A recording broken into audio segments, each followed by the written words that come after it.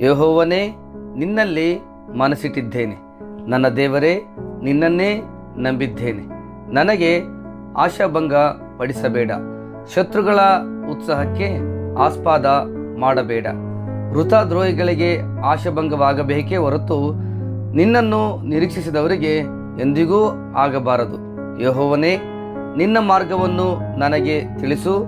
ನೀನು ಒಪ್ಪುವ ದಾರಿಯನ್ನು ತೋರಿಸು. ನಿನ್ನ ಸತ್ಯಾನುಸಾರವಾಗಿ ನನ್ನನ್ನು ನಡೆಸುತ್ತಾ ಉಪದೇಶಿಸು. ನೀನೇ ನನ್ನನ್ನು ರಕ್ಷಿಸುವ ದೇವರು. ಹಗಲೆಲ್ಲ ನಿನ್ನನ್ನೇ ನಿರೀಕ್ಷಿಸುವವನಾಗಿದ್ದೇನೆ. ಯೆಹೋವನೇ, ನೀನು ಆದಿಯಿಂದಲೂ ನನ್ನನ್ನು ಕರುಣಿಸುವವನಾಗಿ ನನಗೆ ಮಾಡಿದ ಮಹೋಪಕಾರಗಳನ್ನು ನೆನೆಸಿಕೊ.